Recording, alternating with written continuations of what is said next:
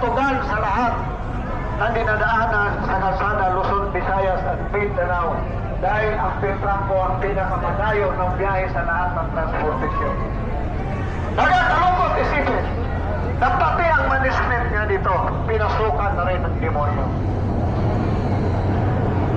Tayo manggagawa, tayo dapat ang nirerespeto nitong mga hayop na itong mga politiko.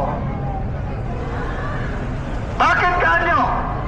Kahit ito mga pulis, manggagawa dito. Lahat tayo na hindi may-ari ng kumpanya, manggagawa tayong lahat. Kahit abogado pa yan, manggagawa rin yan dahil yan ay nagservisyo doon sa manggagawa. Para ipagtanggol ang karapatan ng manggagawa. Tayo naman, kahit itong mga taga-media, manggagawa rin ito. Manggagawa ang tagapaghatid ng balita sa magandang balita o masamang balita sa ating bansa. Tayo ngayon, humaharap sa matinding krisis sa ating bansa. Una, ilan ba ang manggagawa na pupunta na sa ibang bansa para na lang doon mabuhay? Dito po ang programa natin. Dapat dito sa bansang Pilipinas nandito lahat ang maraming hanap buhay. Pero ninanakaw, tinutulis itong ating mga politiko, mga inayopat na ito. Puntahan ninyo ang probinsya ninyo. Tayo lahat sa recto. Hindi lang pila natin ang ninanakaw. Pati ang kayamanan ng ating mga kalupahan, ninanakaw na rin. Magtatayo ko niya rin ang building, pero pag makuha na ang mineral doon, nawawala na. Mga kababayan, Sino nakikiyama? pumunta po mga kasama natin. Pumunta kayo Ang politiko at tayuhan. recto po. Hindi tayo mga mahihirap. Ha? Bakit pa tayo naghihirap? Ilan ang building sa buong bansa natin? Kaya naglakad na tayo. Alam niyo ba kung magkano ang porsyento sa gobyerno sa bawat mining sa bansa natin? Na naubos lang ninanakaw dito mga putang inang mga politiko na ito. Nasa recto na po. Tapos kayo nakuhugas kamay na kala mo si Poncio Pilato. Dito na sa recto. Ang gagaling magsalita. Ang gagaling magpapublish doon sa media.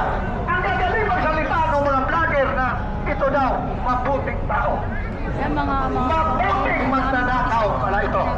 Barricade talaga nila. Bakit kayo? Takot na takot. Hindi niyo ba alam na lahat tayo Ha? inanakawan na? Ha? Double. Hindi pa nakarating sa atin ang mga sweldo natin. Balas na sa tax. Naninulus pa nilang lahat. Desperado si Bongbong Marcos. Pero hanggang ngayon siya katagalan Siya. na investigasyon sa Senado sa Kongreso. Niya, pag nanakaw niya. Ha? Ang mga maliliit pa lang, sapsap pa lang ang nakukulong. Yung mga Kaya BBM, nakukulong umalis ka na.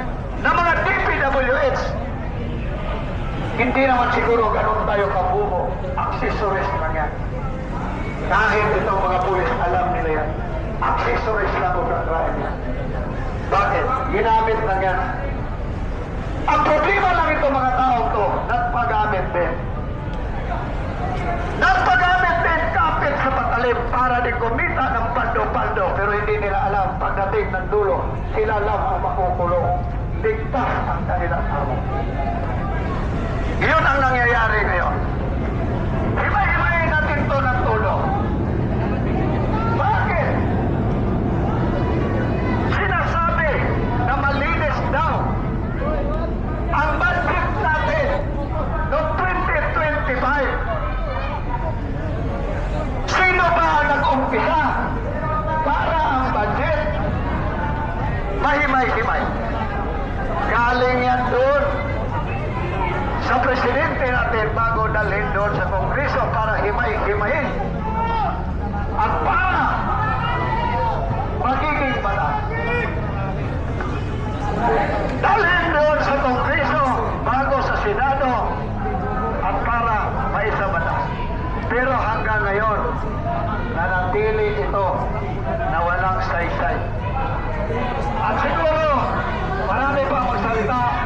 Maraming salamat para sa ibang mga speaker.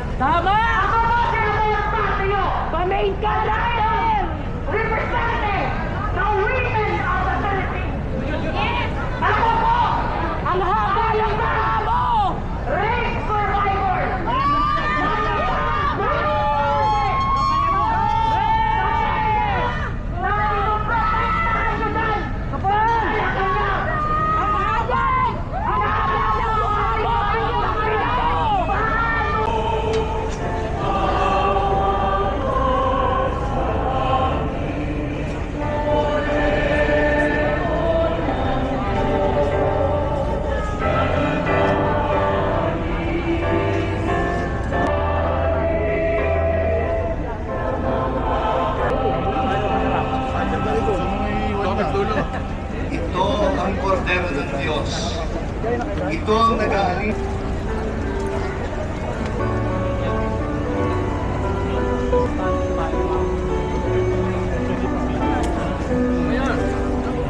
Alamin niya natin dyan. Siya natin.